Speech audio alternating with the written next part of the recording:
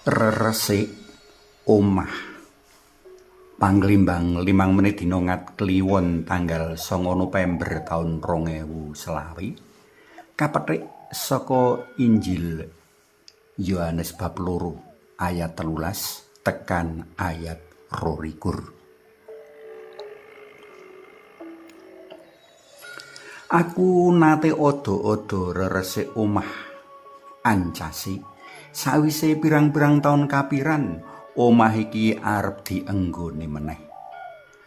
Panjenengan para tresna peklen bisa mbayangake kaya ngapa kahanan pekarangan lan omahe wektu aku sak kanca mlebu miwiti resik-resik.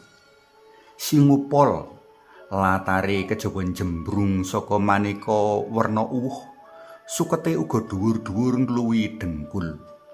Sawetara ula kang padha ndelik kasil padha dipateni.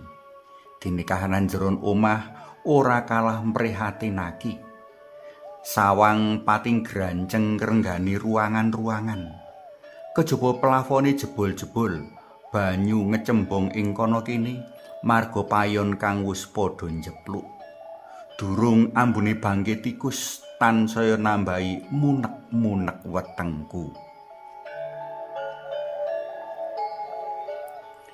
Aku mbayangake swasana manadaran Gusti Yesus kaya pengalamanku ing Cecala. Rikala pirsa pedalaman suci kapigunakake kanthi ora sakmestine. Pedalaman suci kang kudune kapigunakake kanggo memuji lan ngluhurake Allah Maha Suci kanthi laku becik, malah disukeri nganggo tumindak-tumindak ala. Gusti ora rena jalaran pirsa menawa para pangijol dhuwit lan laku dedagangan mau sing dipikirake amung dhuwit, kepriye isone nikelake dhuwit alias antuk bathi lan ngupayakake kalodhangan kanggo bisa mbati. Mula kejaba nganakake kolusi karo para imam pangkreh padalaman suci, uga nganakake monopoli paugeran bab kurban padalaman suci. Mula reregan barang lan kewan ing padalaman suci bisa tikel tekuk tinimbang rega barang lan kewan ing pasar lumrah. Kadangkala wong-wong kang kupiya ngirit marga kahanan dhuwite kang ngepas sithik kudu ngutang, kepara kelangan kalodhangan kanggo atur pisungsung marga kewane kaanggep ora pantes kapisungsungake. Tumindak culika kaya mengkene iki cengkah karo paugeran dalem Gusti jalaran cetha-cetha ngrugekake liyan. Ewa semono, praktek kaya mengkene iki kaajarake wae dening imam para pangemunah pedalaman suci, jalaran imam-imam mau entuk bagian saka wong-wong kang laku dedagangan mau. Kepara para imam kupiya gawe aturan amprih lancar lan kasil laku dedagangan wong-wong mau. Gusti pirsa setan suker manggon ana para laku dagang mligine nanging uga para imam padalaman suci sumrambahi. Mula kanthi duka Gusti Yesus pecut kanggo ngobrak-abrik barang dedasarane wong-wong mau.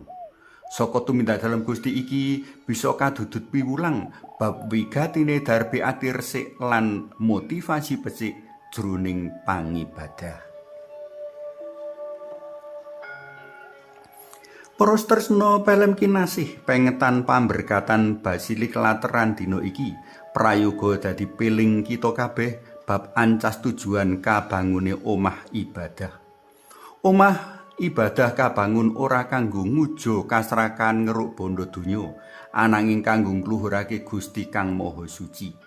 Duit pancen wigati kanggo mbiyayani lumakune pangibadah sarta kabutuhan liyane, ananging ora kudu dipolitisir lan dimonopoli. Pengetan dina iki uga ngelingake mring jati diri kita minangka padalaman suci dalem Allah. Raga lan ati kita mujudake padalaman suci amarga kanthi sakramen-sakramen kang padha kita tampa, kita nyumanggake Gusti Allah Sang Maha Suci madunung lan siniwaka mangraja ing diri kita. Mula prayoga ora padha kita regeti raga kita kanthi pikiran, tumindak lan omongan-omongan reget. Aja nganti bebendu pecut dalem Gusti sumelet tumiba ana angga kita marga lirwa ing jati diri. Suwawi sami munjuk, konyung asma dalem Yang Rama Sang Putra tuwin Yang Roh Suci. Amin. Gusti Allah kawula munjuk sembah nuwun dene paduka karsa rawuh lan madalem ing papan pangibadah kawula, mligine ing manah kawula sami. Mugi jiwa raga kawula tansah resik lan suci, amrih kraos lan luhuring asma dalem.